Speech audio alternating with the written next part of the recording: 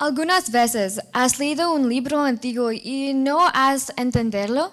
Y wait, you guys can't understand me, can you? It's because I'm speaking in Spanish and you guys expect me to speak in English. And when there's a communication gap, we all know how frustrating it can be. At least that's what my mom tells me.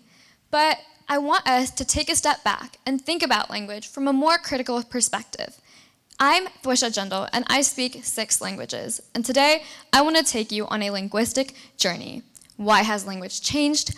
How has it changed? And what does communication mean to us in the digital age? So let's go back a couple thousand years to the dawn of human civilization. Cavemen. Now, they did not speak with the sentence structure we think of today. In fact, they often communicated using grunts and crazy hand waving to communicate the concept of fire or run away, there's a predator coming. It definitely was not Shakespeare, but it sure got the job done. Fast forward another 1,000 years to the dawn of written language, Egyptians. Now, this wasn't language, again, in the way we think of it today, but it was rather hieroglyphics in cuneiform, the first written language, with sentence structure and word formations. It certainly wasn't the grammar we know now, for example, the present progressive and all the hidden sounds in English, but it's language in its own form, the basis for how we talk to one another today, and the basis for English. But how has English become so complex? Why has it become so complex? Because of who? And we can thank Alexander the Great. Yes, the Roman. In 625 AD, when he conquered and spread the Roman Empire, thousands and thousands of Europeans were introduced to Latin, the etymological basis of English today, and many other European languages. As we know, there are language families, which is another interesting concept about how languages intermix with one another.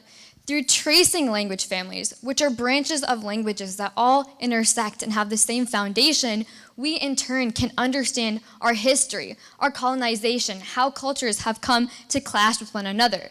If you trace your own linguistic heritage, you may understand where cultures have come to mix with your language. There's 2 main ways in which languages differ from each other once they enter a language family. First is geographic isolation. This means that when a language comes into contact with another, that group of people slowly moves away. A great example of this is when the French colonized West Africa.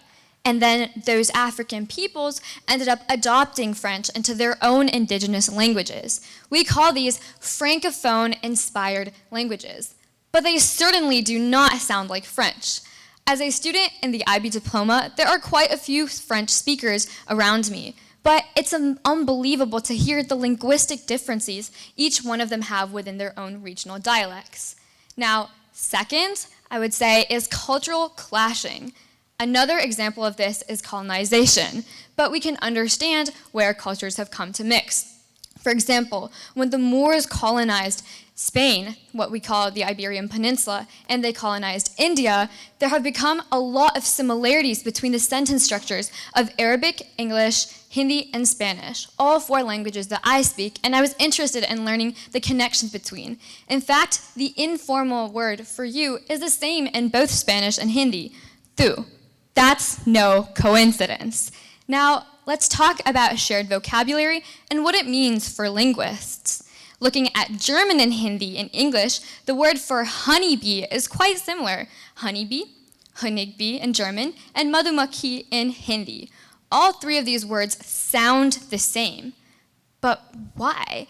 When would a German have ever come into contact with an Indian person?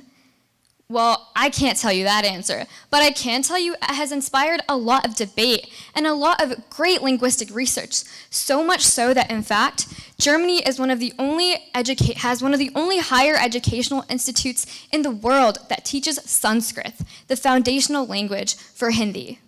This linguistic similarity and this linguistic development has led to cultures mixing with one another, cultures intermixing and wanting to know more about each other.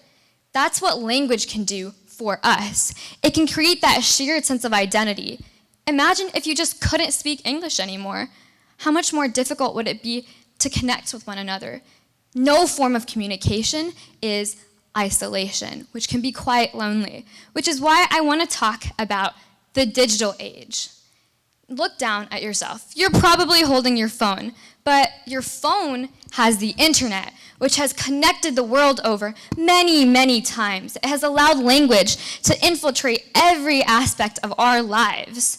For example, we have new words like to Google, which is now an actual word. I can say, go Google that, or hey, I'm Googling this, and we all know what we mean. Someone from the 1600s would have a conniption if they heard that. But let's also think of other things. Smartphone, app, internet. All of these words were invented in the last 30 to 40 years. It's also permeated into other languages. For example, in Spanish, googlear is a new word. Googleando means Googling. All of this fascinating linguistic development has led to cultures becoming closer and closer together and adapting at a pace that's never been seen before. But if this can happen to major languages, what is happening to those small languages, indigenous languages?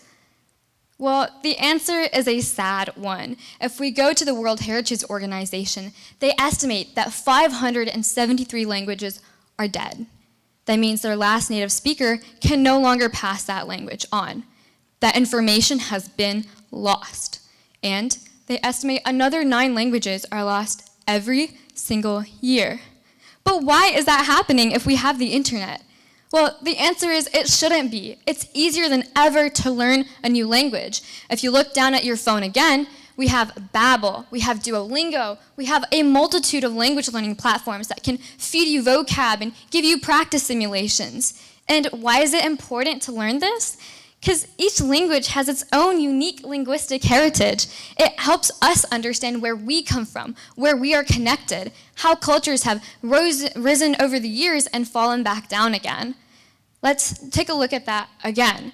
If a dead language is happening right now, well, it's easier than ever to talk to a native speaker using Zoom or Google Meet in real time. That means that for us, there should be no excuse for not learning a language, because globalization is happening every day, and we know that communication is the key to talking to one another. So today, I urge you, pick up your phone, learn a couple words in a new language, explore your own linguistic heritage, and maybe you'll find some connections that you never would have thought of before. Whether you're a poet, an actual linguist, or just someone who really likes slang and wants to use some more emojis, there's never been a better time to join the conversation. Thank you.